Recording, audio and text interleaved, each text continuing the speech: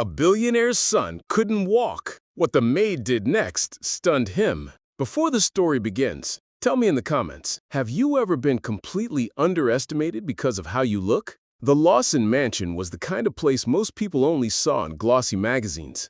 Marble floors, a chandelier taller than a man, and servants who walked like shadows, always silent, always polished. But in one of the mansion's endless rooms sat a boy who never smiled. Daniel Lawson, the only son of Alexander Lawson, the ruthless billionaire whose empire stretched across hotels, airlines, and tech. Daniel was 12 years old. He had once been a bright, laughing child, but a car accident 2 years ago had left him in a wheelchair. Since then, he hadn't taken a single step. Doctors said he might walk again if he pushed through therapy, but Daniel refused. He barely spoke, barely ate, and spent his days staring out the window at the gardens he couldn't run through anymore. That was when Maria arrived. Maria was not like the other maids. She was young, barely 23, with second-hand shoes and a plain uniform that didn't quite fit. The older maids whispered behind her back, "Too clumsy, too plain, too soft-hearted." They said she wouldn't last a week in a billionaire's house. But on her very first day, when she entered Daniel's room to dust the shelves, she noticed something none of the others did. The boy wasn't ignoring her. He was testing her. His eyes flicked to her once, then back to the window. He wanted to see if she would speak to him like everyone else, carefully, pitifully, as if he were broken glass. Maria didn't. Instead, she dropped her duster, picked up his chessboard from the corner, and set it in front of him. "Black or white?" she asked. Daniel blinked. He hadn't touched that board since before the accident. "I don't play anymore," he muttered. Maria tilted her head. "Good. That means I'll win." It was the first time anyone had challenged him in months. Against his will, Daniel picked up a piece. From then on, Maria visited every evening. Sometimes she lost on purpose, sometimes she won, but she never treated him like a fragile heir. She teased him, laughed when he scowled, and once even dared to say, "If you're going to sulk all day, at least do it with better posture." For the first time since the accident, Daniel rolled his eyes, not out of pain, but annoyance. And strangely, it felt good. But Maria's biggest secret wasn't that she knew chess. It was what she carried in her old canvas bag. Notebooks filled with strange exercises, hand-drawn diagrams of stretches and movements, and letters from a doctor's name Daniel would soon recognize. She wasn't just a maid. She was planning something. Something that would shock the entire mansion.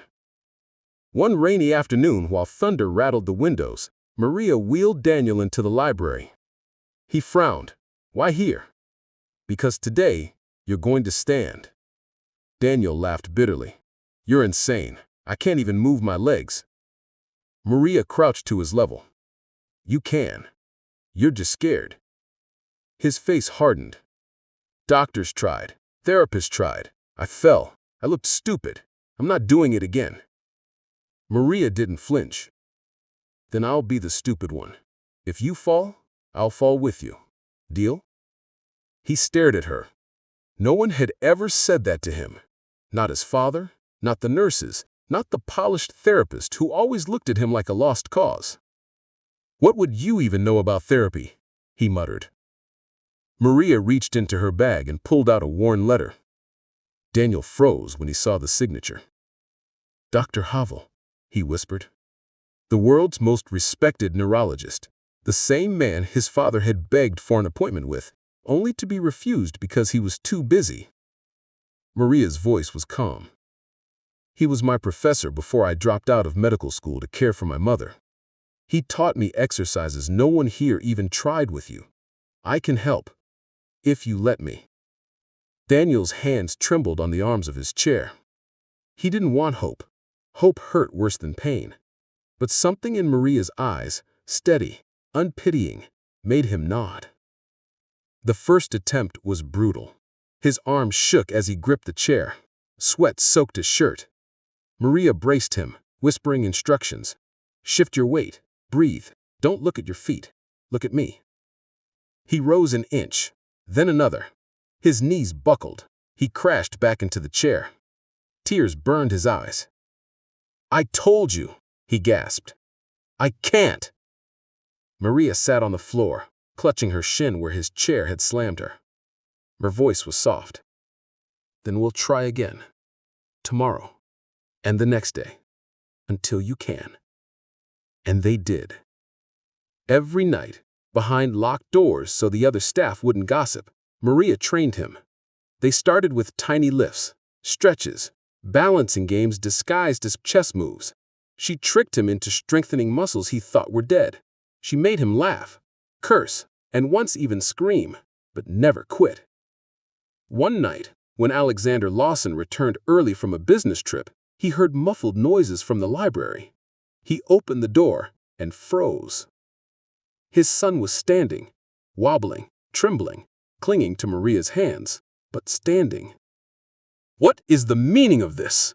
the billionaire thundered. Daniel flinched. Maria stepped in front of him.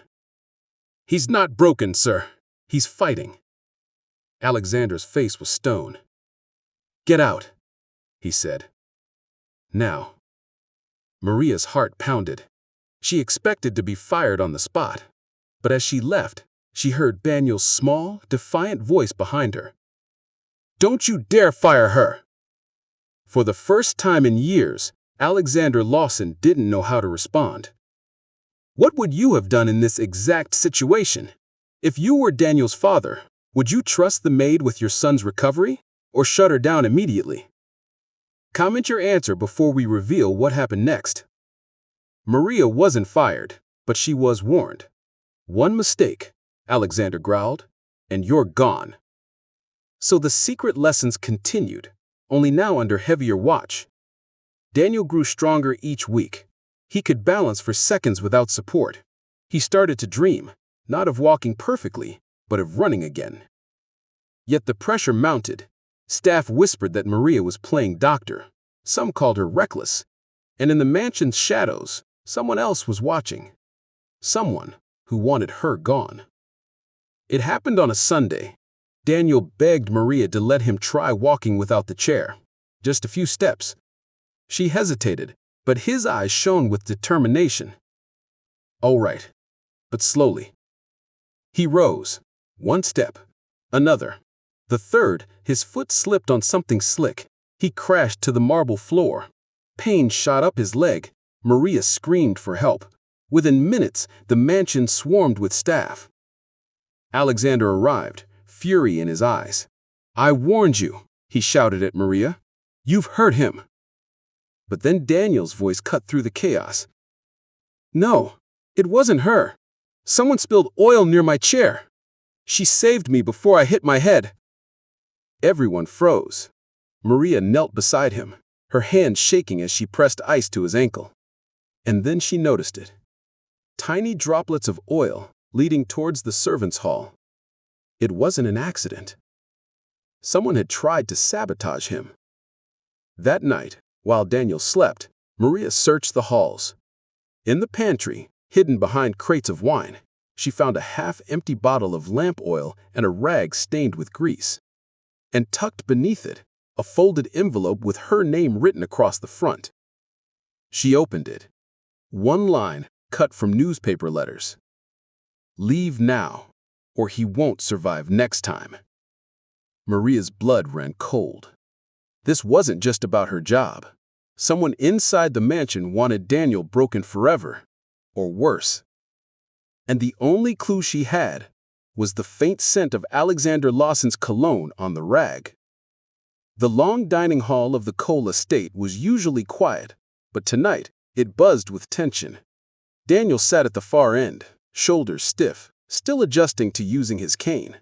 Maria, though just the maid, had been asked to stay nearby in case Daniel needed help.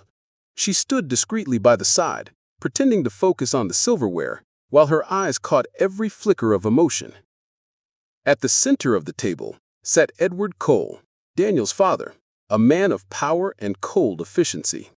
Beside him, smiling with the sharpness of a blade, was Victor, Edward's younger brother, Daniel's uncle. "Daniel," Victor drawled as the servants poured wine, "I only want what's best for the family. And frankly, I worry about Daniel." You've seen his condition. The board has seen it too. They question if he can ever lead. Daniel's hand tightened around his fork. He didn't need Maria to step closer, but she did anyway, her quiet presence steadying him. "I'm fine," Daniel said firmly, his voice trembling only slightly. "Fine. You can barely walk without help. And now this maid," he gave Maria a glance dripping with disdain, "keeps hovering like she's your guardian angel. Don't tell me you're letting staff handle your future." Maria froze, but kept her eyes lowered. Daniel's father remained silent, but his expression was unreadable. The dinner dragged on, with Victor. If you were Maria and overheard Victor plotting against Daniel, would you risk telling his father, even if it meant losing your job? Comment your answer before we reveal what happened next. 2 nights later, the mansion grew still. The storm outside rattled the windows as Maria carried linens through the hall. She paused when she heard voices from the drawing room, Victor's voice, sharp and low. "The accident should have been enough," he hissed, "but he survived. Now, if Edward insists on keeping Daniel in line for succession, we'll need a final push." Maria's blood ran cold. "Accident? What accident? Daniel's car crash?" Another man spoke. It was the butler, the one who had always looked at Maria with thinly veiled contempt. "And if the maid suspects?" Victor chuckled darkly. "Then she'll go down with him. A servant's word against mine? Please, Edward will believe me before he believes her." Maria's knees nearly buckled. She pressed against the wall, clutching the linens to her chest. They weren't just trying to humiliate Daniel. They were plotting to end him. She wanted to scream, to burst in and confront them, but fear glued her in place. If she spoke up, Victor could crush her with a single word. Daniel's life was in danger, and Maria was the only one who knew. Maria knew she couldn't just accuse Victor without proof. If she did, she'd be dismissed, or worse, silenced. So she started small. One late night, while the mansion slept, she slipped into the study. Edward and Victor often met here, and the desk drawers were full of documents most people never touched. Maria's hands trembled as she picked the lock with a hairpin, praying no one would hear the faint click. Inside, she found a leather-bound ledger. At first, it looked like any other record, columns of expenses, investments, company projects, but then she noticed something odd. Large sums funneled into maintenance, security adjustments, and a strange entry listed simply as accident management. Her heart raced. She turned the page, and there it was. Payments to a private contractor just days before Daniel's car crash. The name was smudged, but Maria recognized the handwriting. Victor's. Her hands shook so badly she almost dropped the book. "Looking for something?" a voice whispered behind her. Maria spun around, the ledger nearly slipping from her grip. But it wasn't Victor. It was Samuel, the butler. His eyes were cold, his voice even colder. "Servants who forget their place often regret it." Maria forced a calm smile and tucked the ledger back. "I was just cleaning." Samuel's gaze lingered on her for a moment too long. Then he leaned closer and whispered, "Be careful, girl. Not everyone in this house is who they seem." Maria left, her heart pounding.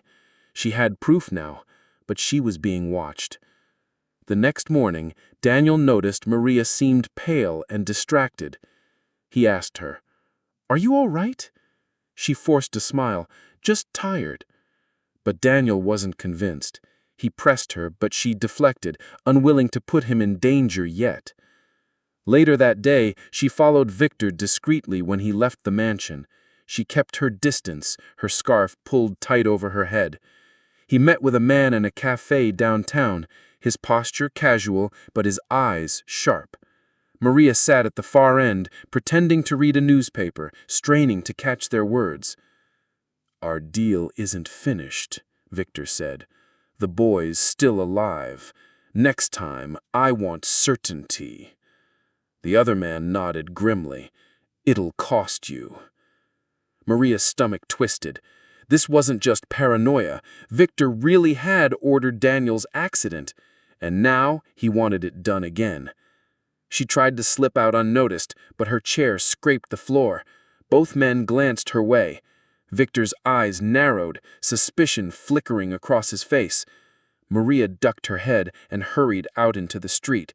She could feel his gaze burning into her back. By the time she reached the mansion, she was shaking. She had no one to trust. Not Edward, not Samuel, not even Daniel, not yet. If she told him now, he might confront Victor unprepared. And if Victor knew she was investigating, she might not live to see another morning. That night, Maria couldn't sleep. She wandered the halls, replaying Victor's words in her mind. The storm from earlier had returned, lightning flashing through the tall windows of the estate. She turned the corner toward the east wing and froze. Victor was there, waiting. "Out late, are we?" he said smoothly, stepping closer. His shadow stretched long across the marble floor. "Funny thing, I saw someone who looked very much like you at the cafe today. Curious, isn't it?" Maria's throat dried. I don't know what you mean." Victor smirked, circling her like a predator. "You are clever, Maid. I'll give you that. But cleverness can get people hurt, especially those they care about." He leaned closer, his voice a low hiss. "Do you really think Daniel would believe you over me? His broken body is proof enough that he's unfit, and when the time comes, his broken spirit will finish the job." Maria's chest tightened.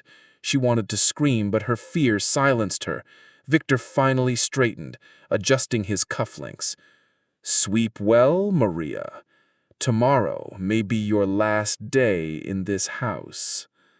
He walked away, leaving her trembling in the corridor.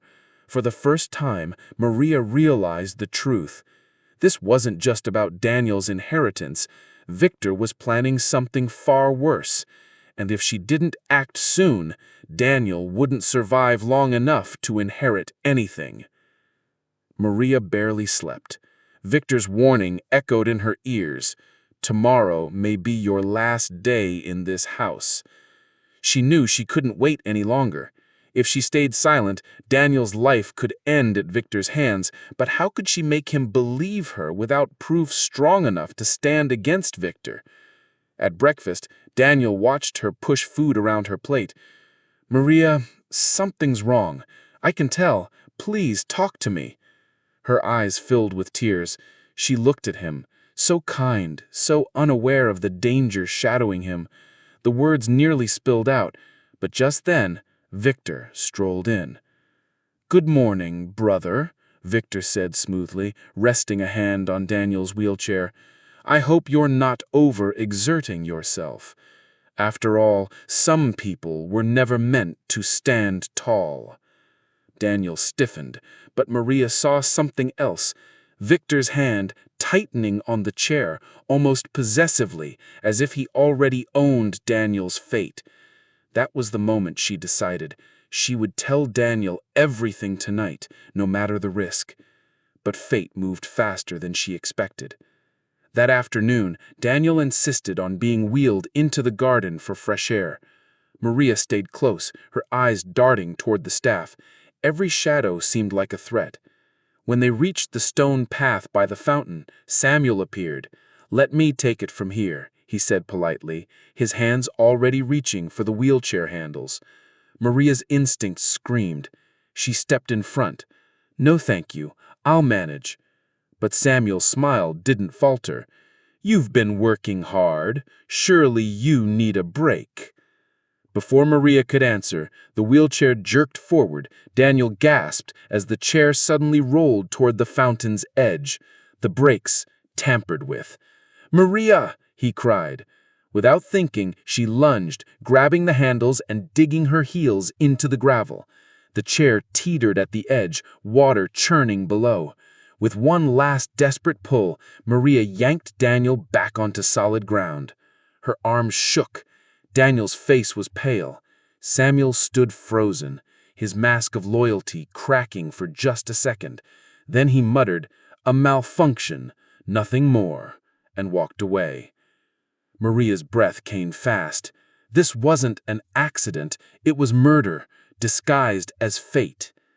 And Daniel had seen it too. Back inside, Daniel refused to let Maria leave his side. He wheeled himself into the library, slammed the door shut, and looked her dead in the eyes. "Maria, this isn't the first time something has felt wrong. The crash, the whispers, the way Victor looks at me. Tell me the truth. What do you know?" Maria's hands shook. She wanted to protect him, but keeping silent now would only doom them both.